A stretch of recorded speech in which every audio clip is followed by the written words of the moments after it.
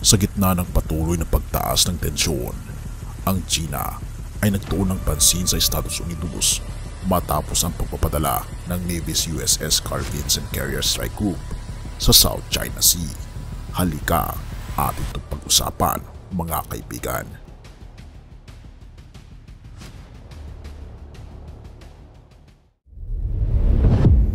Sumugod ang Estados Unidos sa teritoryo sa China sa bandang South China Sea. Sa pahayagan ng Chinese Communist Party ng Global Times, ipinahayag ang pagsalungat sa pagkilos ng United States kung saan ipinakita ang pananaw ng dalawang Chinese maritime na analyst.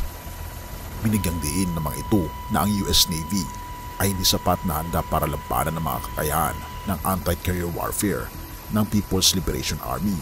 Sa pahayagan, ipinakita ang posisyon ng Beijing sa pagsasad ng kanilang military dominance sa kanlurang Pasipiko at pagpapakita ng kahinaan ng mga Amerikanong carriers sa mga long-range missile strikes.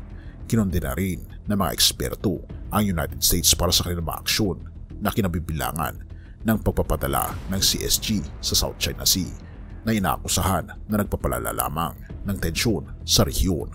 May mga pag-aakalang ang mga hakbang na ito ay layuning palakasin ang tensyon sa Pilipinas, Vietnam, Malaysia, Taiwan, Japan at iba pang mga bansa na may mga hindi pagkakaunawaan sa mga territorial claims ng China sa rehiyon. Hindi rin nawala ang mga hindi pagkakaintindihan sa pagitan ng mga Chinese at Philippine Coast Guards, lalo na sa mga issue tulad ng mga supply sa Reni Reef na nagresulta sa mas mataas na antas ng tensyon sa West Philippine Sea.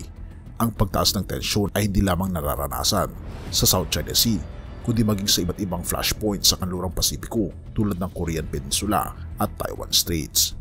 Kasalukuyang naglalakbay sa South China Sea ang USS Carl Vinson CSG kasama ang iba pang mga barko. Ito ay bahagi ng kanilang operasyon pagkatapos ng pagbisita sa Singapore.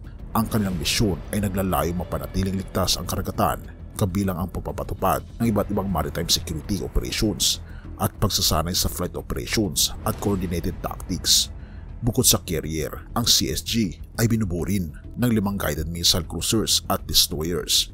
Bagamat mariin ang pagtutol ng China sa presensya ng American fleet, tinutukoy ng kailang mga eksperto na mas may simboliko at political na layunin ang mga hakbang na ito kaysa sa mga matagalang militar na layunin. Samantala, inakusahan ng Ministry of Foreign Affairs ng China ang Pilipinas sa pagpapalakas ng conflict sa pamamagitan ng pagbabago ng patakaran at status quo sa West Philippine Sea.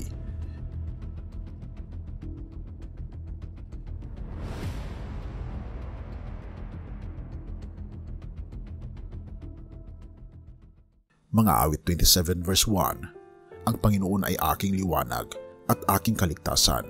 Kanino ako matatakot? Ang Panginoon ay katibayan ng aking buhay. Kanino ako masisindak?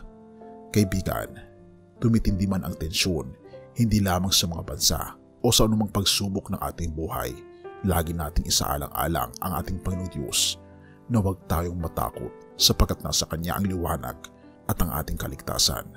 Kaya naman hindi tayo masisindak sa anumang hamon ng buhay. Purihin ang ating Panginoong Diyos at salamat kaibigan sa iyong panonood. Tayo'y manalangin. Ama naming banal mga Panginoon naming Diyos, kami po'y lubos na nagpapasalamat sa inyo. Sa inyo pong pag-ibig sa amin. Nanawa po Panginoon ay palakasin kami. Bigyan kayo Panginoon ng kasiguraduhan ng kaligtasan at salamat po Panginoon sa aming Panginoon Kristo na siya'y nabayubay sa krus upang kami ay magkaroon ng buhay na walang hanggan. Purihin ka o aming Panginoong Diyos at salamat sa pagdinig ng aming mga panalangin at patawarin po kami sa lahat ng aming pagkukulang at pagkakasala sa pagkatapos may sabot hiling sa matamis na pangalan ng aming Panginoon Jesus. Amen.